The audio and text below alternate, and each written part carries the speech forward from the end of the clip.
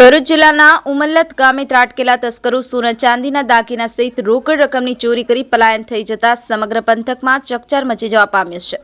Umalla police મથકેથી મળતી માહિતી અનુસાર હાલ કવાસ ગામ હજીરા રોડ સુરત ખાતે નોકરી કરતા અને બાપજી ફળિયા ઉમલ્લા ખાતે પણ તેઓનું મકાન આવેલ હોય, જે મકાન બંધ હોય ગતરોજ તસ્કરો આશરે 6:45 વાગ્યાના અરસામાં દરવાજાનો કોઈક સાધન વડે નકુચો તોડી ઘરમાં ઘૂસી તિજોરી મૂકેલ સોના ચાંદીના દાગીના જેની કુલ કિંમત ₹95,000 તથા રોકડા ₹1,500 મળી કુલ કિંમત ₹96,500ના મત્તાની ચોરી કરી તસ્કરો પલાયન થઈ ગયા હતા। જે અંગેની જાણ રીતેશભાઈ પરસોત્તમભાઈ વસાવા દ્વારા ઉમલ્લા પોલીસ સ્ટેશનમાં ફરિયાદ નોંધાવી હતી। જે ફરિયાદના આધારે ઉમલ્લા પોલીસે વધુ તપાસ હાથ ધરી છે। અત્રે ઉલ્લેખનીય છે કે અગાઉ પણ ઉમલ્લા તેમજ અછાલિયા ગામે થયેલ ચોરીઓનો ભેદ ઉકેલાયો નથી, તે કડવી વાસ્તવિકતા છે। ત્યારે ઉમલ્લા સહિતના ગ્રામ્ય વિસ્તારોમાં બનેલ ચોરીના ગુનાનો ભેદ ક્યારે ઉકેલે છે તે જોવું રહ્યું। બ્યુરો રિપોર્ટ કરજણ સંદેશ ન્યૂઝ ભરૂચ।